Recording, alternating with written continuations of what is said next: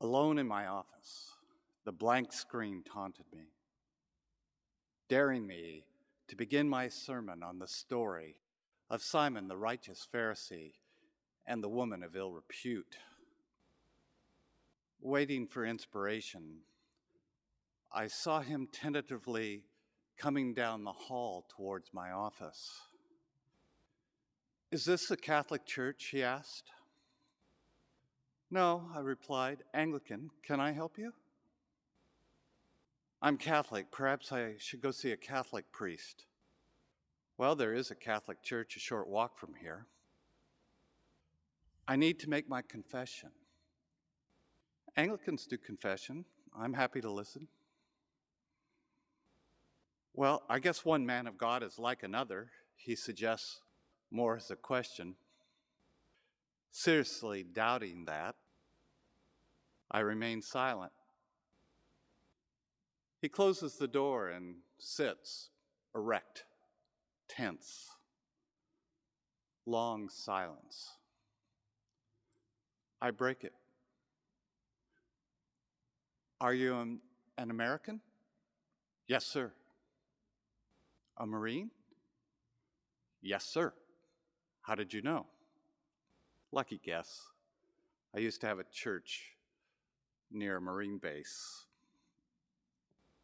"Are you on R&R from Afghanistan?" "Yes, sir." "Second tour. Did 3 tours in Iraq, Libya, and Kosovo before that." "How long you been in?" Since I was 17, sir." More silence. "What would you like to get off your chest?" And so the next hour began.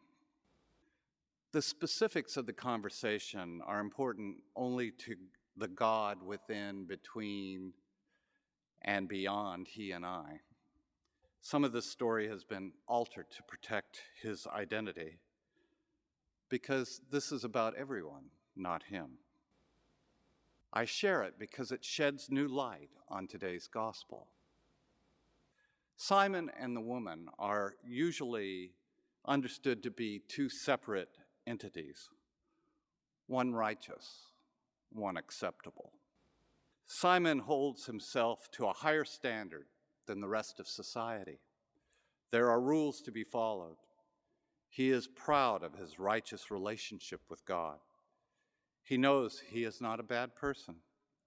He keeps himself pure and undefiled, as the biblical code requires. The woman, on the other hand, is overwhelmed by her failings. She is painfully aware of how others view her and how she views herself. But as my conversation with the Marine progressed, I began to wonder if the story is really about 2 separate people. After he had been unloading for a while what was bothering him in ever more honest bits, the Marine suddenly asked, "Do I seem normal to you?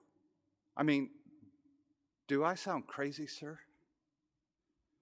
At that moment, he tried to snatch a fly I couldn't see out of the air. I said, "If there really is a fly you're trying to catch, no, you seem sane. Why do you ask?" "It's like there are 2 people inside me, sir." As we explored what he meant, it became clear there really were 2 people inside him.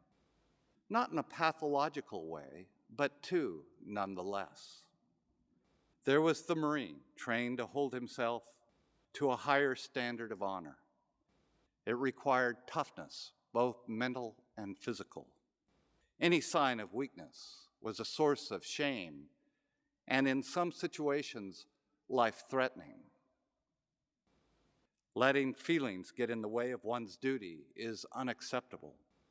Marines don't hug or cry. A Marine does not belong to himself. He belongs to the Corps, upon which his survival depends. Being part of the Corps means being always faithful to it. It is what Semper Fi means. It is the Marine motto. He was proud of the Marine in him. It set him apart. He was, as the recruitment ads say, one of the few, the proud. But the other person in him shamed him. This person he was afraid of. He had needs. He had regrets. He ached. This person felt alone and cut off. This person could not ever show himself in the platoon.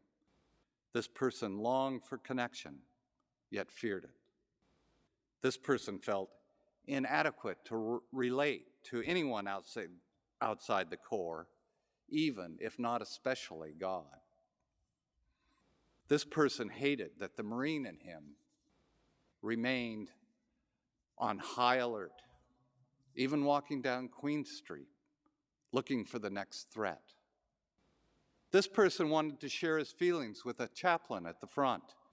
The Marine in him knew that was impossible. His platoon would learn about it and no longer trust him. The Marine hated that this person had to come to New Zealand to talk to someone and had to have a few drinks for the courage to do even that. This young man was a gift to today's preacher. He revealed to me that there is a part of each of us who, like the Marine and Simon the Pharisee, relishes being among the few, the proud. We have values and beliefs that define who we are and to whom we belong, and against which to measure ourselves. Every group within every stratum of society has a code of conduct to which members expect others within their group and themselves to live up to. It sets us apart. Belonging gives us the illusion of self-reliance and purpose and meaning. It tells others in the group that they can rely on us. It helps make sense of the world and our place in it. While it has a purpose, the Pharisee in us does create problems for us. The Pharisee's attitude cuts us off from others and encourages rejecting others who do not follow our code. This is a particularly difficult problem when the other is a part of who we are as well. Here's a case in point. On Pentecost Sunday, while ironically attending a conference in the U.S. entitled Building Bridges, the Archbishop of Canterbury sent out a pastoral letter condemning the American church for not observing the moratorium on ordaining gays and lesbians with their consecration of Mary Glasspool, a lesbian, as a bishop in Los Angeles. He further warned Canada not to continue public blessings of same-sex unions. He based this not on a biblical code, but on a proposed covenant being debated throughout the Anglican Communion that, in a very un-Anglican way, gives the Pharisee in our collective selves the power to decide who is pure enough to be fully part of the communion. Then to make clear who will be kicked out should the covenant be approved. He proceeded to kick out the American and Canadian representatives on committees under his control. Anglicans have historically rejected the Pharisees' approach to keeping the communion together in favor of having bonds of affection. But in the eyes of some, this was permitting the communion to become impure by the full inclusion of gays and lesbians into the life of the church.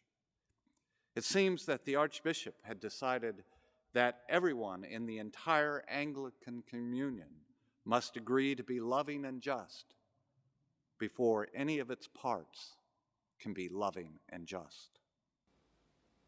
That is only a decision the righteous Pharisee in us as a church could make.